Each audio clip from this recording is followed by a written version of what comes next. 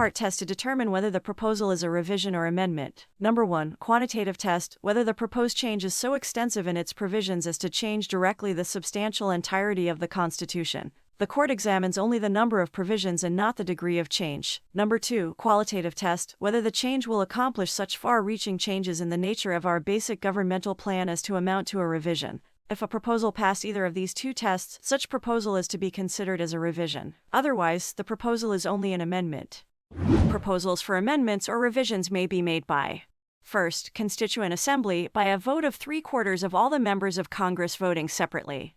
Second, Constitutional Convention called either by 2/3 of all the members of the Congress or by majority of all the members of the Congress, with the question whether to call for a constitutional convention to be resolved by the people in a plebiscite. Third, People's Initiative, through a petition of at least 12% of the total number of registered voters, of which every legislative district must be represented by at least 3% of the registered voters therein. Lambino v. Commission on Election. The initiative petition does not comply with Section 2, Article 17 of the Constitution on direct proposal by the people. The framers of the Constitution intended that the draft of the proposed constitutional amendment should be ready and shown to the people before they sign such proposal. The initiative violates Section 2, Article 17, disallowing revision through initiatives. A people's initiative to change the Constitution applies only to an amendment of the Constitution and not to its revision. Revision broadly implies a change that alters a basic principle in the Constitution, like altering the principle of separation of powers or the system of checks and balances. There is also revision if the change alters the substantial entirety of the Constitution, as when the change affects substantial provisions of the Constitution. Separation of powers, to prevent concentration of authority in one person or group of persons that might lead to an irreversible error or abuse in its exercise to the detriment of Republican institutions. PDAF articles violates the principle of separation of powers and is, thus, unconstitutional. Checks and balances, to rectify mistakes or excess committed by the other departments or branches. Congressional inquiry must be conducted in aid of legislation.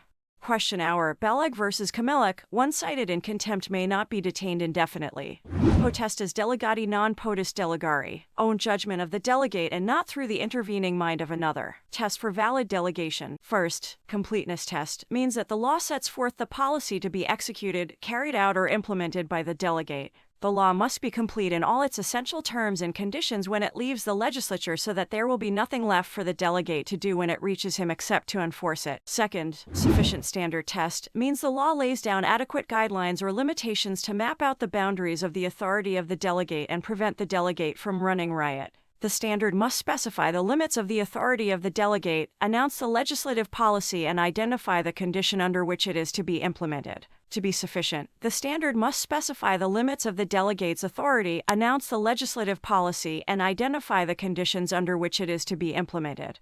In terms of congressional powers, the test to determine if an undue or prohibited delegation has been made is the completeness test, which asks the question: is the law complete in all its terms and conditions when it leaves the legislature, such that the delegate is confined to its implementation and has no need to determine for and by himself or herself what the terms or the conditions of the law should be?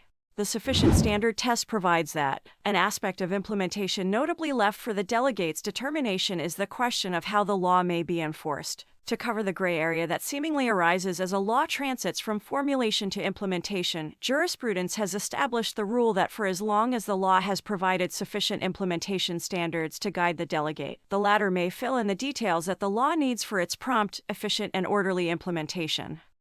State immunity. Section 3, Article 16. The state may not be sued without its consent. There can be no legal right against the authority which makes the law on which the rights depend. It is a royal prerogative of dishonesty. State immunity cannot be used to perpetrate injustice. Arago v. Swift. Visiting Forces Agreement or VFA waiver is only for criminal jurisdiction, not for special civil action.